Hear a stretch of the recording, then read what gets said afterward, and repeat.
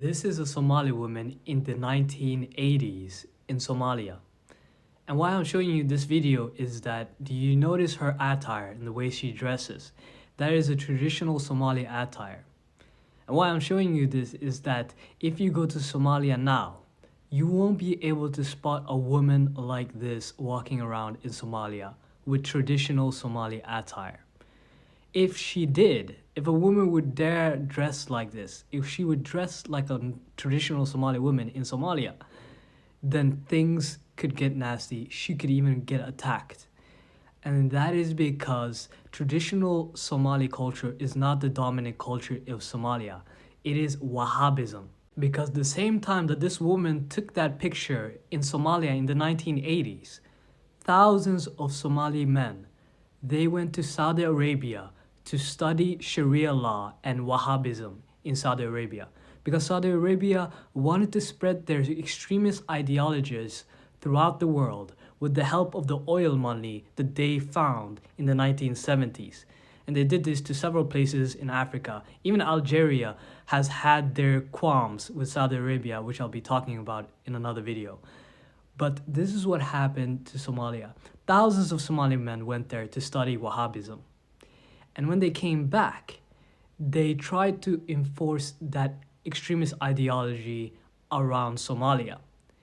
And this started to spread in the 1990s when the regime of Somalia collapsed, Mohammed Siad Barre, and it was anarchy or civil war in Somalia.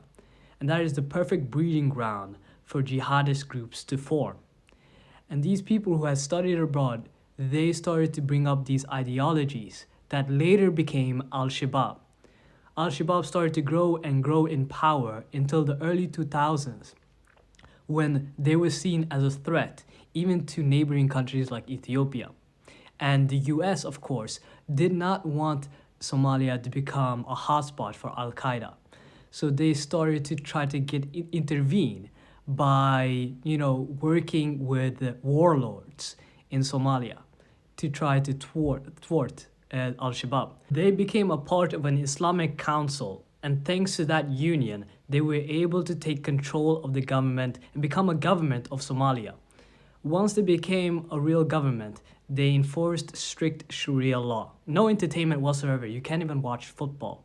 And women, they had to cover from head to toe and whatever they deemed necessary so as to not entice men. And this was done to women whether they want to or not. They had no choice about that at all. And this went on and on until the people had enough.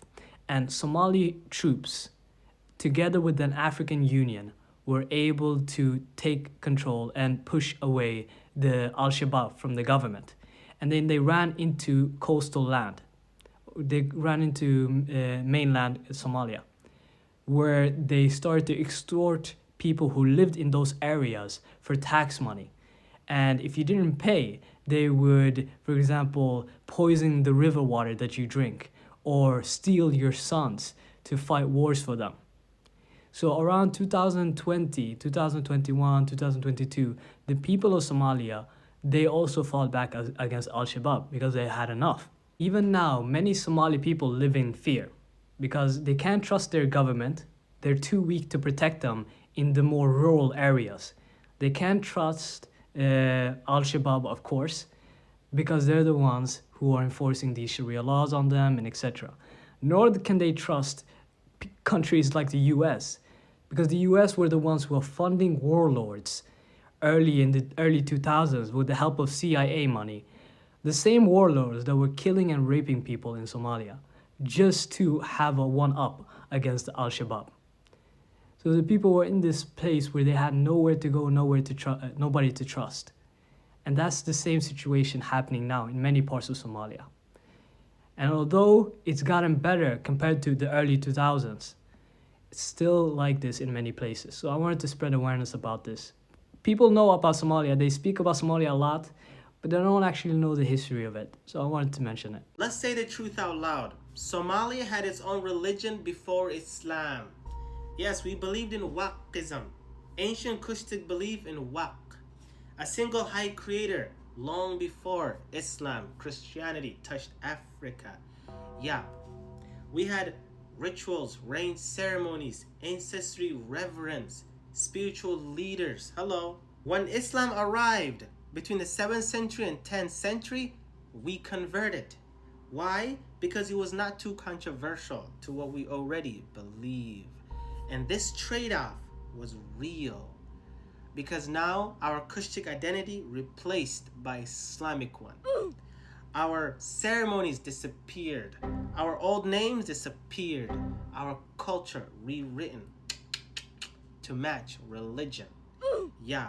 What did not fit Islam now replaced and called haram, jahil, paganism. What is Wahhabism? To understand what Wahhabism is, we need to start from the very beginning of the story of Wahhabism, which started in the early 1700s by a man named Muhammad ibn Abd al-Wahhab. And that's where the name Wahhabism comes from. It was named after him by outsiders. They would like to call themselves Salafi.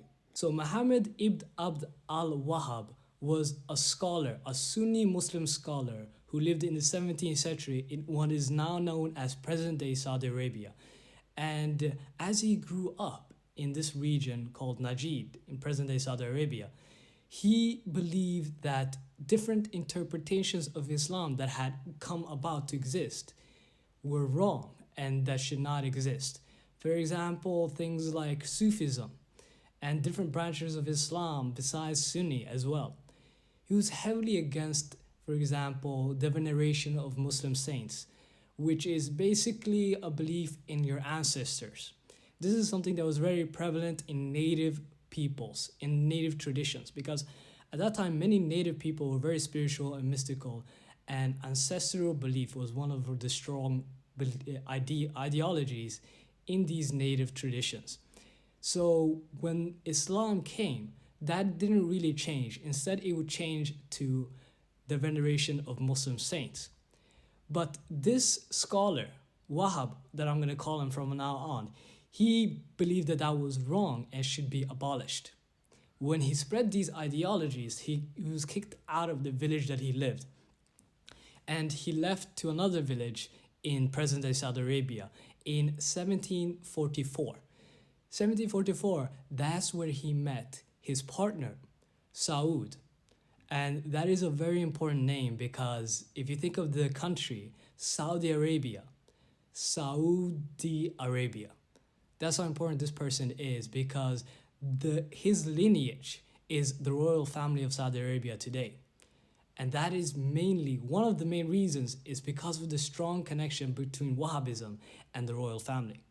So when these two met, they said, hey, listen, I have the military prestige, I have the equipment and the power to spread their ideology, and you have the religious prestige that I can use to legitimize my leadership.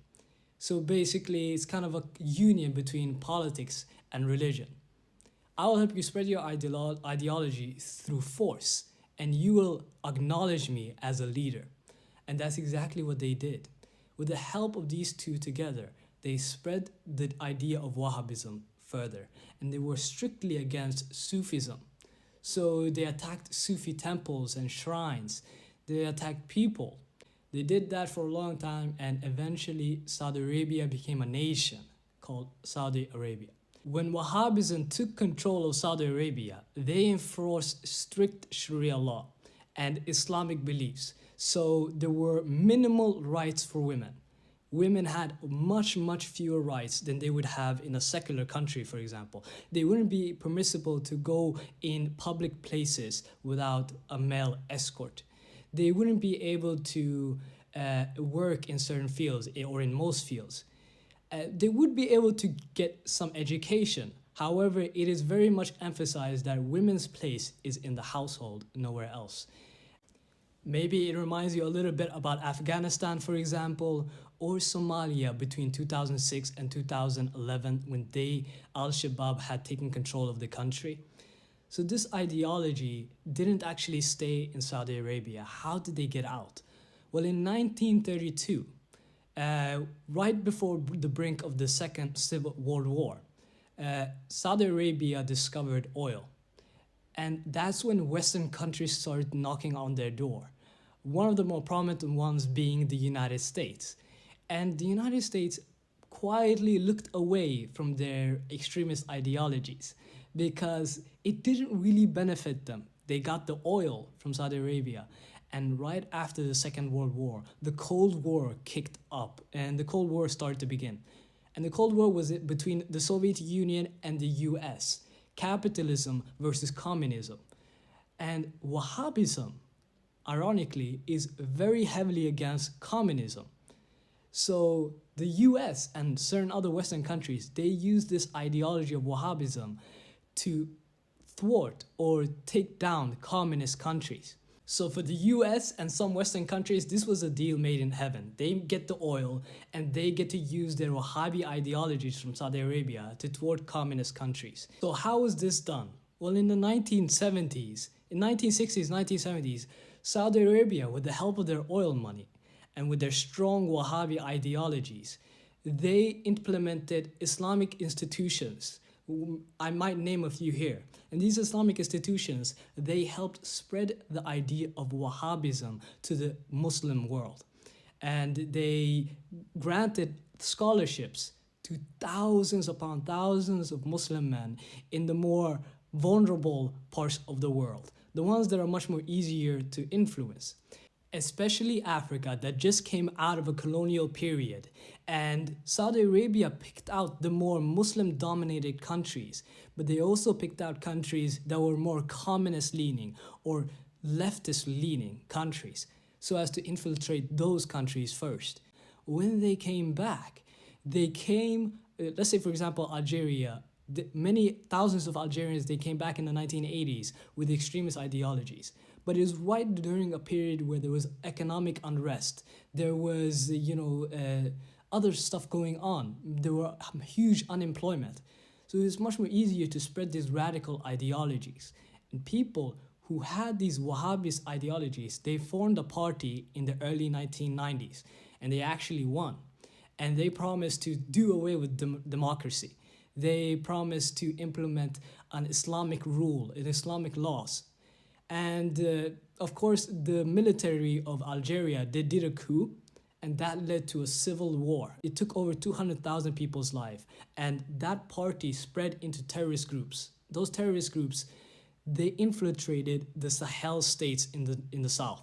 Similar thing happened in Somalia, where thousands of Somali men, they studied in Saudi Arabia Wahhabism. They came back during the Ogaden War. And when the state collapsed, a lot of young men were indoctrinated into Wahhabism, an extremist ideology that meant, hey, we will enforce our beliefs on other people using Islamic Sharia law. And whoever disbelieves us, we will take their lives, and etc. Whoever goes against us, we will just take their lives. They became extremist groups later on in the early 2000s. I'm talking Al-Shabaab.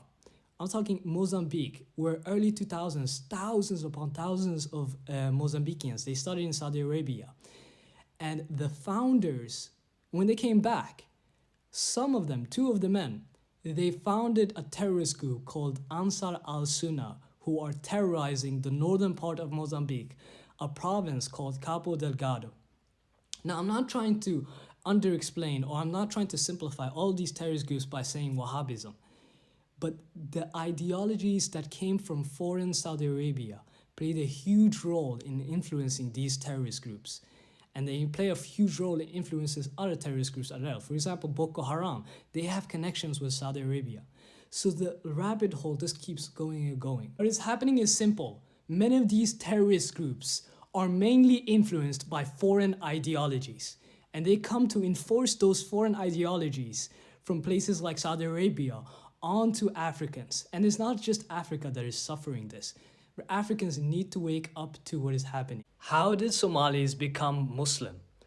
Because contrary to popular belief, Somalis were not always Muslim. There was a time that they actually believed in a different religion. and we're going to talk about it. So, from the very beginning, Somalis existed for 5 to 7,000 years. And 7,000 years ago, Somalis were known as nomadic pastoralists. They took care of livestock. And a few thousand years after that, they became one of the biggest trade hubs in the ancient world, the land of Punt. The land of Punt was a name given by the ancient Egyptians, who at that time were called Kemet, present-day Egypt and Sudan. And that meant the land of God. Because of their ancient traditions, they were very spiritual, and also because they traded stuff like cinnamon, frankincense, that was also used for spiritual traditions. They traded with India, China, Greece, Rome, Aksum Empire, which is present-day Ethiopia, and like I mentioned, Kemet in ancient Egypt. So what religion did they believe in? They believed in a religion called Wahhabism, the belief in a sky god called Wak, who was not something that judged if you were good or bad. Wak was a means of understanding the universe, that God is a part of all things. The trees, the rivers, you as a human being. There was no separation between the creator and the created. And this contradicted a bit with the present-day Abrahamic religions, because the idea is that God is somewhat separate from human beings so as to judge whether you're good or bad. If you do good things, you go to heaven. If you do bad things, you are condemned to hell. So but there was still the same concept of one God. And this is very important later, because that is how many Somalis transitioned slowly but surely. So they were well aware of what was happening in the world, because they were a huge trade hub. They were trading through the Red Sea and the Indian Ocean.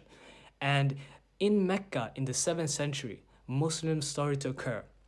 However, Muslims were heavily marginalized, and they had to flee their home in Mecca. They went to certain parts of the Arabian Peninsula, and some refugees, they came to Somalia, or they came to what is Somalia back then. So what did they do? They intermarried with some Somalis. They shared ideas and information about their religion, but it wasn't forced, mainly because they really couldn't do it anyways. They were just a small minority, and a few things in Islam contradicted with their own Somali traditions.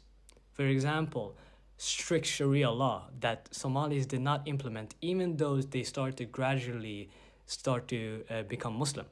They didn't stop music or dancing or artistic expression, nor did they enforce covering women. So these things were not forced, but there was some aspect of Islam that really catered to a lot of Somalis.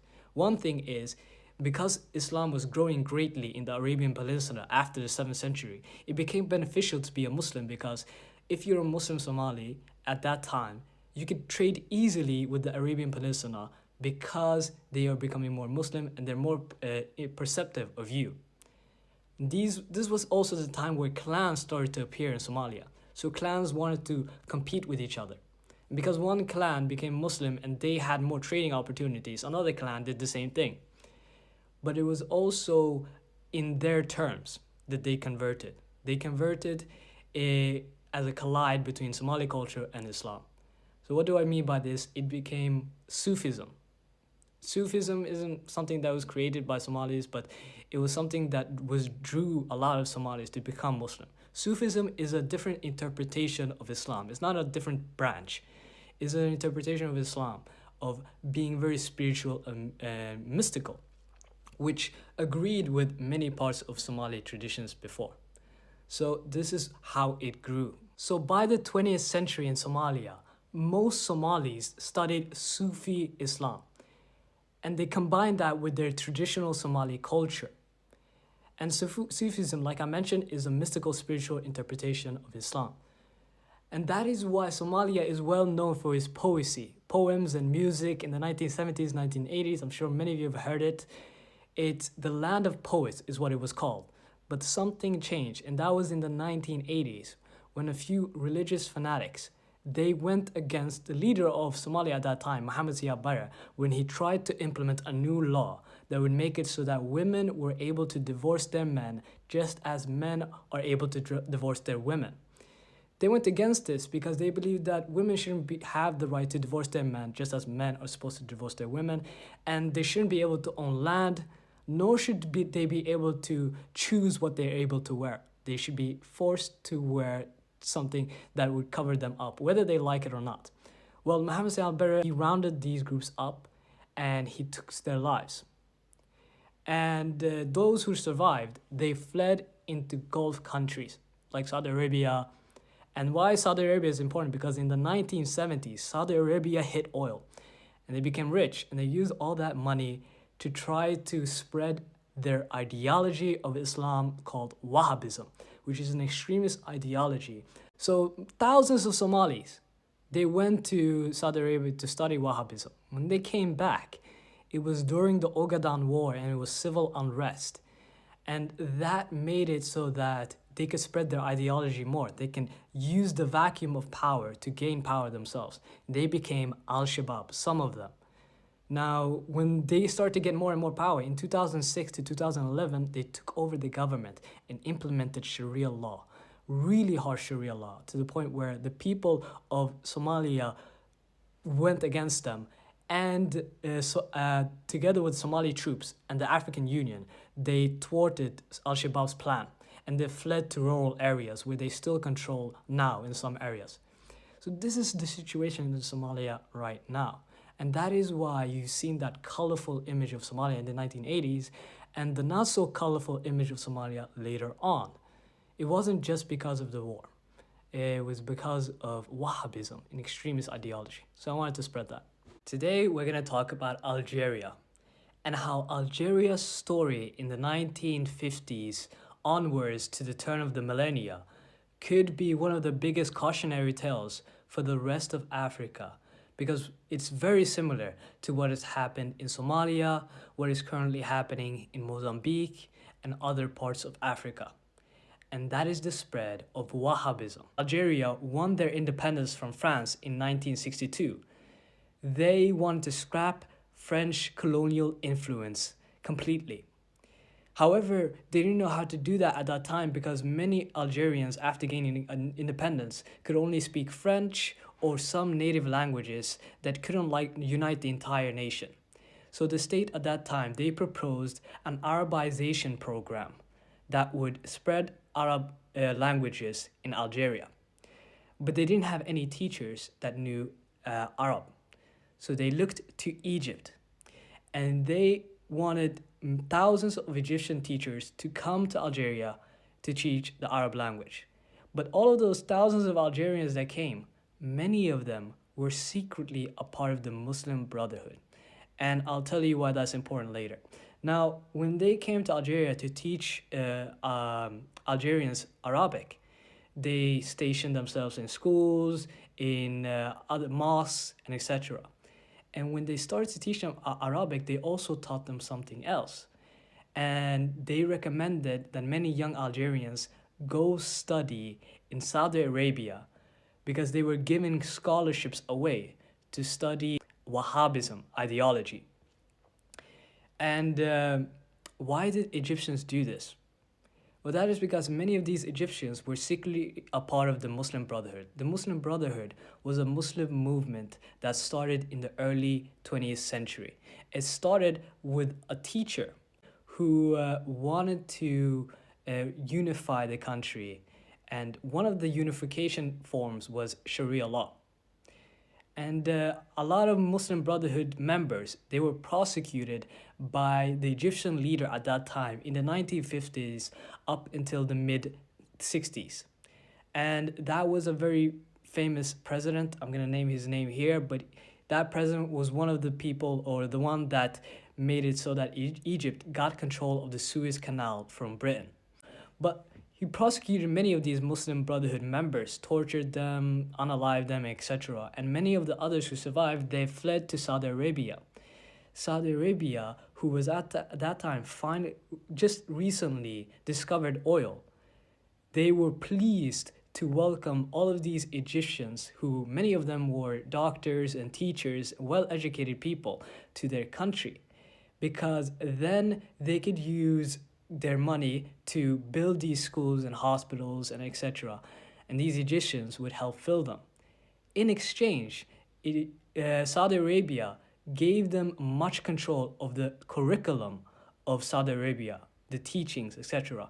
And that formed the Wahhabism ideology with the Muslim Brotherhood ideology, forming the Islamic awakening, is what they call the movement. And that is the connection between Egyptians and Saudi Arabia, the Muslim Brotherhood. And that is why teachers that were taken to Algeria, they were recommending Algerians to go study in Saudi Arabia. So many Algerians, thousands of Algerians, chose to study in Saudi Arabia. And when they came back in the 1980s, they came back with extremist ideologies called Wahhabism. And Wahhabism claimed that the traditional Islamic viewpoint that Algerians had, and they still do, which was Sufi Muslim ideology, which was not a different branch of Islam, but a different interpretation of Islam, which was more spiritual and mystical. These Wahhabi students who came from Saudi Arabia, they fully went against that. They called it weak, backwards, wrong, all of these things. And they were, well, let's just say heavily against it. But they came at the right time because in the 1980s, unfortunately, there was an oil crisis. And because Algeria at that time didn't produce their own oil, they suffered the crisis. And many Algerians went unemployed. 60% of Algerian men were unemployed. And all of a sudden, the ideologies that these extremists that came from Saudi Arabia were speaking started to sound better because it blamed the state. Because at that time, the state was very secular and very focused on individuals. And that's how they won over a lot of Muslim men. Here's where it gets interesting. Later on in the 1980s, the economy was still getting worse and worse in Algeria. And the government was panicking because the people were having unrest because it was a one-party system. So they opened it up so that more parties could form. And the Wahhabi extremists, they took this advantage quickly and they made their own party. And because they were spreading this ideology that, oh, the state is to blame for the state of the country, and Sufism, your own traditions, is weak and wrong and backwards and all these things, unfortunately, because of the extreme economic state, many Algerians felt agreed with them. And they got a big grassroots movement going on. And later on, in the beginning of the 1990s, they actually won the election. However, the military at that time, they were fearing that Algeria would become an Islamic state, forcing strict Sharia law and etc. When the Wahhabi extremists were uprooted by the Algerian military, they went into hiding, and that actually led to a civil war. It was called the Black Decade, and many casualties came about it. Over 200,000 people had died in Algeria. However, the Algerian people, they actually won against the Wahhabi extremists.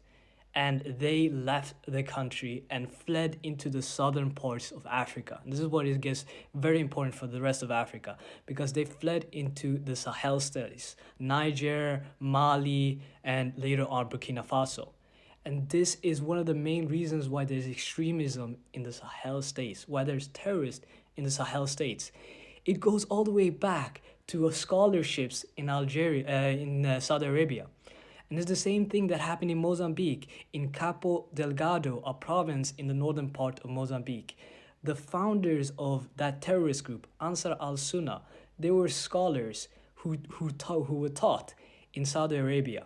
The same thing happened in Somalia in the 1980s. Thousands of Somali men came, and in the 1990s, because of the vacuum of power that the war and everything had caused, they started to grow, and they had ideologies from Wahhabism that influenced them greatly. This is what is happening in Africa, and that is why we need to speak out about what is happening. So what's Saudi Arabia's problem? Why are they doing this? Well, actually, they were triggered by the revolution that occurred in Iran in the 1979. And because of that revolution, they wanted to spread their Wahhabism ideologies across the world to have more influence across the world so as to protect themselves. It was like a shadow Cold War, but I'm going to talk about that in my next video, hopefully. Religion is ruining Africa. I've been seeing a lot of my Somali and Sudanese brothers and sisters speaking about this issue. And as an Egyptian with like 2% of Sudanese blood, I have something to say. I 100% agree and have seen the consequences of not only Islam but Wahhabism on Africa. And this doesn't just extend to East or Southeast Africa. I think this absolutely extends to North Africa too. And my semi-lived example is going to come from the consequences of the labor immigration that many Egyptians did to the Gulf countries during the 70s and 80s. I'd like to say from my own family archives, I had noticed an insane difference from how Egyptians participate in their culture before the 70s and 80s and after. And this is because during the 70s and 80s, when Cairo was fairly new, many Egyptians, because of the lack of opportunity in Cairo, had to move to Gulf countries in search of work. And my grandfather was one of them. And this immigration of Egyptians to countries like Saudi Arabia, for instance, countries who revered the idea of Wahhabism, so many Egyptians came back from their work in these countries with more conservative Islamic ideals. Not only was living in these countries and kind of being indoctrinated, if I'm going to be honest, into Wahhabism made them bring that back, but we can't ignore the fact that Saudi Arabia and many other Gulf countries have been the culprit of many campaigns to spread Wahhabism across Africa and the Middle East as a whole. And bringing this more conservative version of Islam not only furthered the destruction of Egyptian culture and heritage, but it made Egyptians not only afraid of their culture, but outright reject it altogether in order to be seen as good Muslims. And I think this has done insurmountable damage to not only the Egyptian collective psyche, but the collective psyche of all of Africa, especially the Muslim nations of Africa. Because we have to take it for what it is. It was an attempt at cultural cleansing. And for the most part, it was a successful attempt at cultural cleansing. Because I still have great aunts who have tattoos on their faces, and probably under their abayas, but I've never seen anything under their abayas because of Wahhabism. And as an Egyptian, this breaks my heart. And seeing most of Muslim Africa have their culture completely erased and have the fear of their culture put into their hearts of their people breaks my heart too. Because we never deserve to lose our culture. And we never deserve to be so brainwashed that we believe losing our culture is a good thing. And I think we need to be speaking up more about the damage that these Saudi Arabian campaigns have done to not only Africa, but the rest of the Middle East. We should be proud of our cultural heritage. We should not have to erase our history in order to appease another part of the world's beliefs. And in reality, spreading Wahhabism all over Africa was never to help us or enlighten us. Like any sort of colonization or conquest in Africa, it was to gain control over not only us, but our resources. By completely erasing our culture, not only our minds, but our surroundings, they're able to not only gain our allegiance, but gain controls over our bodies and minds. But those years are over.